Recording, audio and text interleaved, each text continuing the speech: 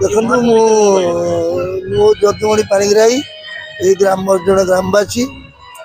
ये जो बाबा शंकरेश्वर मंदिर ये मंदिर टी बहुत प्राचीन भद्रक जिले में जिते सब प्राचीन शैवपीठ रही ये बाबा शंकरेश्वर पीठ हूँ अन्यतम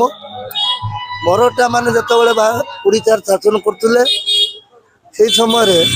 ये मंदिर टी निर्मित होइतिबार प्रमाण रही ये मंदिर टी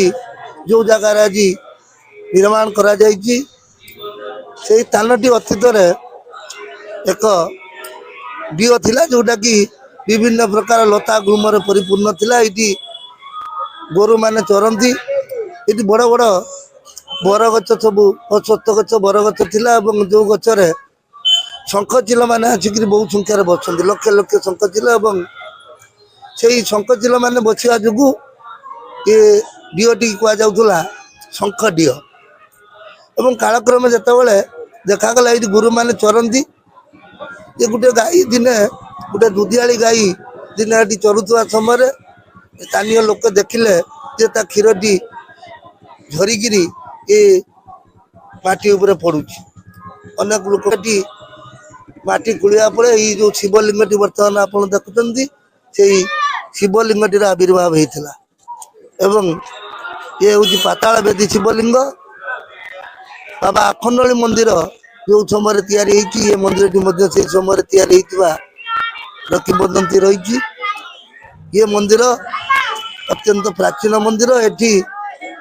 शिवरात्रि बा जागर यात्रा ना ना मंदिर प्रशासन नुहे आमर गाँव जो उत्साही युवक मान सब अच्छा से निकट एक सामाजिक संगठन द हेल्पिंग हैंड्स गठन कर जार आनुकूल्य केवल ये पणा प्रदान व्यवस्था नाला पणा बंटन व्यवस्था नाला मंदिर सफाई कार्यक्रम ठारू ये भक्त मान जमी श्रृंखलार सहित ठाकुर को दर्शन करेंगे से संगठन पिला माने उद्यम जारी रखिते एवं भी उद्यम जारी रखिते ये संगठन विभिन्न प्रकार सेवामूलक कार्यक्रम आगामी दिन जारी रखिए जो मैंने कौन असुविधार सम्मुखीन होती पिला माने कार पाठ पढ़ार सुविधा नहीं को जड़े रोगग्रस्त हो ट्रिटमेंट होवार जो आर्थिक तार अभाव रोची ताकू पूरण कर संगठन सहायतार हाथ बढ़ेब सफाई कार्यक्रम ठारू पुणी वृक्षरोपण कार्यक्रम ठारू आरंभ करी जेते सेवामूलक कार्यक्रम आम संगठन आगामी दिन हाथ को नब यही संकल्प नहीं कि ये संगठन सृष्टि